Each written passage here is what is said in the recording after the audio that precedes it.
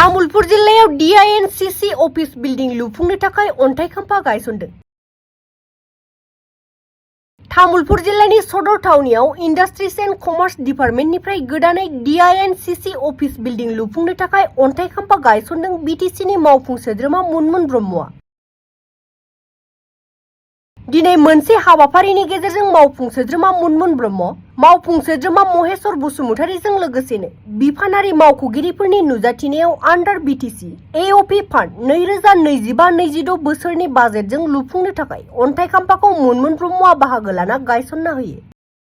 मख'नो गोनांदि बे गोदानै लुफुंनो गोनां मावखुलिनि गेजेरजों तामुलपुराव बिफानारि खामानि मावनायनि गोबां सुबिदा जागोन आरो फैगौ 1 बोसोरनि गेजेरावनो थिखानाय सम बादियै बे मावखुलिखौ लुफुंनो थाखाय नाजानाय जागोन। बे अन्थाइ खाम्फा गायसननाय हाबाफारियाव मावफुं सोद्रोमा महेश्वर बसुमतारी, तामुलपुर बियाबनि बारग' MLA इमानुएल मुसाहारि, तामुलपुर मिउनिसिपाल बर्डनि मासिगिरि दीपक बर', तामुलपुर जिल्लानि ADC हिमाश्री खनिगर बिथांमोनजों लोगोसेनो बिफानारि आरो दोलोनि मावफारिया बिथांमोनहा बाहागो लादों।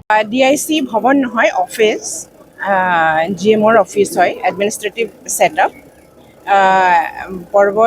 আমাৰ তামুলপুৰ ডিস্ট্ৰিক্ট হিচাপে এটো প্ৰাপ্য আছিল নতুনকৈ নৱগঠিত এই তামুলপুৰ ডিস্ট্ৰিক্টত আমি district office district industry and commerce office GMৰ অফিস এডমিনিষ্ট্ৰেটিভ বিল্ডিং আজি শুভ উদ্বোধনী কৰিলোঁ। এই বিল্ডিঙৰ যোগেদি আমি এইটো অঞ্চলৰ আমাৰ ডিপাৰ্টমেণ্টৰ ফালৰ পৰা বহুত কৰণীয় এই কামসমূহ আমি ৰূপায়ণ কৰিব পাৰিম। উইদিন দ্য টাইম বাউণ্ড আমাৰ 1 year এবছৰীয়া ফাইনেন্সিয়েল ইয়াৰৰ ভিতৰত এই বিল্ডিংটো কমপ্লিট হ'ব আৰু পৰৱৰ্তী সময়ত আৰু বহুত কৰণীয় আছে সেইবিলাক আমি কৰি যাম।